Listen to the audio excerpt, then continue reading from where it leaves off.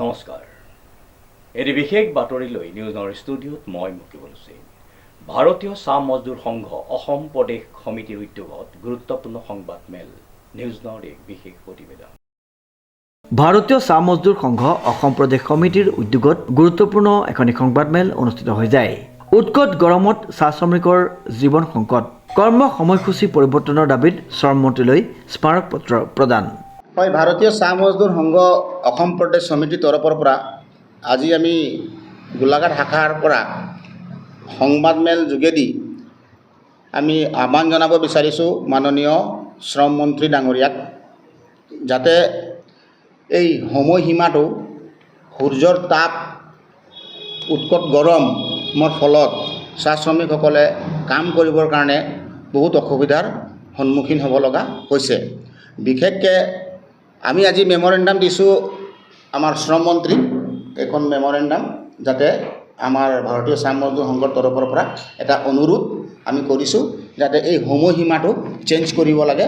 6টাৰ পৰা 1টা বজালৈকে আমি দিছোঁ আৰু আমি আশা কৰিছোঁ খুব সোনকালে আমাৰ এই মেমৰেণ্ডামৰ ৰিজাল্ট পাম।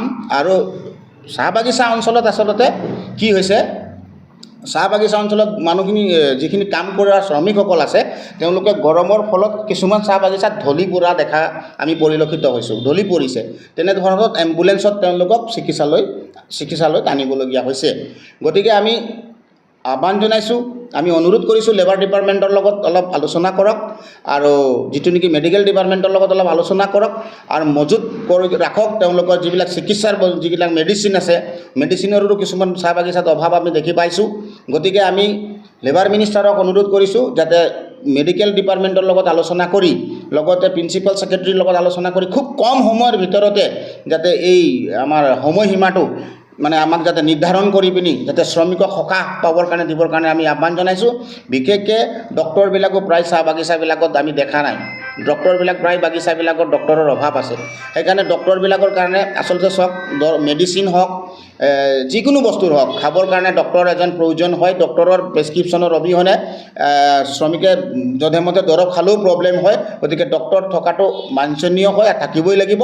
আৰু ডক্টৰৰ কাৰণে আমি শ্ৰম মন্ত্ৰীক কৈছোঁ যাতে এটা টীম বনাই দিয়ক, এট প্ৰেজেণ্ট যাতে টীমবিলাক যাতে ভিজিট কৰি বাগিচা অঞ্চলত যাতে অকণ বেমাৰৰ খবৰ লয়, আৰু যি ৰ'দত মানে যিসকল শ্ৰমিকসকলে কাম কৰিব পৰা নাই সেই ব্যৱস্থাটো সময়সীমাটো অলপ বান্ধি দিবৰ কাৰণে আমি আহ্বান জনাইছোঁ।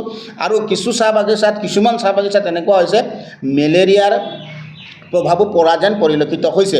আমি গম পাইছোঁ 2-1টা বাগিচাত তাৰমানে মেলেৰিয়াৰ মানে এনেকুৱা বিয়পা বুলি আমি গম পাইছোঁ। গতিকে মেলেৰিয়া যদি বেছিকৈ যদি বাগিচাবিলাকত বিয়পি যায় অসুবিধা হ'ব। আৰু মই এটা অনুৰোধ কৰি পিনে আমি মুখ্যমন্ত্ৰীকো অনুৰোধ কৰিছোঁ আৰু লেবাৰ মিনিষ্টাৰকো কৈছোঁ যে নৰ্মদা মেনেজমেণ্টবিলাককো তেওঁলোকে এটা ইনষ্ট্ৰাকশ্যন দিয়ক যাতে চাহ বাগিচাসমূহ নিট এণ্ড ক্লিন ৰাখিবৰ কাৰণে এটা ইনষ্ট্ৰাকশ্যন দিয়ক। কাৰণ নলা নৰ্মদাৰ পৰাই এই মহবিলাক উৎপাদন হৈ পিনি তেনেধৰণৰ মেলেৰিয়াৰ মানে বেমাৰৰ পৰা সংক্ৰমণ বাঢ়িব পাৰে। গতিকে আমি আশা কৰিছোঁ আমাৰ যি অনুৰোধ আছে, যি আজি মেমৰেণ্ডামৰ যোগেদি আমি যি ছাবজেক্টটি উল্লেখ কৰিছোঁ যে শ্ৰম মন্ত্ৰী ডাঙৰীয়া সময়সীমাটো অকণ আমাক দিয়ক, চাহ শ্ৰমিকৰ কাৰণে সকাহ হ'ব।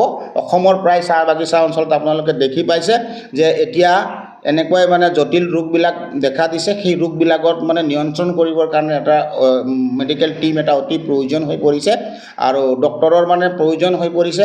আৰু সময়টো 6টা বজাৰ পৰা 1টা বজালৈকে আমাক যাতে সুবিধা কৰি দিবৰ কাৰণে আমি আজি মাননীয় লেবাৰ মিনিষ্টাৰ শ্ৰম মন্ত্ৰী আমাৰ ৰামেশ্বৰ তেলী ডাঙৰীয়াক অনুৰোধ জনাইছোঁ। লগতে লেবাৰ ডিপাৰ্টমেণ্ট, মেডিকেল ডিপাৰ্টমেণ্ট, মাননীয় মুখ্যমন্ত্ৰী ডাঙৰীয়া অকণমান ইয়াৰ প্ৰতি দৃষ্টিগোচৰ ৰাখিবৰ কাৰণে, শ্ৰমিকৰ প্ৰতি সঁহাৰি জনাবৰ কাৰণে আমি আহ্বান জনাইছোঁ ভাৰতীয় চাহ মজদুৰ সংঘ অসম প্ৰদেশ সমিতিৰ তৰফৰ পৰা। আমি গোলাঘাটৰ পৰা আমি এই বাৰ্তাটো সমগ্ৰ অসমত যাতে শ্ৰম মন্ত্ৰীয়ে যাতে ব্যৱস্থা গ্ৰহণ কৰিবৰ কাৰণে আচলতে আমি আজি আহ্বান জনাইছোঁ আৰু আশা কৰিছোঁ খুব সোনকালে আমি ইতিবাচক সঁহাৰি পাম বুলি আমি ভাৰতীয় চাহ মজদুৰ সংঘই আশাবাদী। উল্লেখযোগ্য যে অতিমাত্ৰা সূৰ্যৰ তাপ আৰু অসহনীয় গৰমৰ বাবে অসমৰ চাহ শ্ৰমিকসকলৰ স্বাস্থ্য গুৰুতৰভাৱে বিপদাপন্ন হোৱাত ভাৰতীয় চাহ মজদুৰ সংঘ অসম প্ৰদেশ সমিতিয়ে শ্ৰম মন্ত্ৰীলৈ এখন স্মাৰক পত্ৰ প্ৰদান কৰে।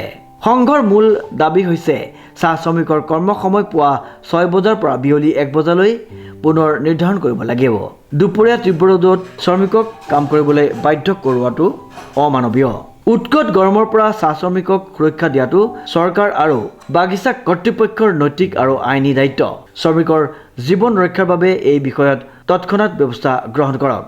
এনেদৰে বিভিন্ন দাবী উত্থাপন কৰে ভাৰতীয় চাহ মজদুৰ সংঘ অসম প্ৰদেশ সমিতিৰ তৰফৰ পৰা। গোলাঘাটৰ পৰা পল্লৱিকা বৰুৱাৰ ৰিপৰ্ট, নিউজ নাও।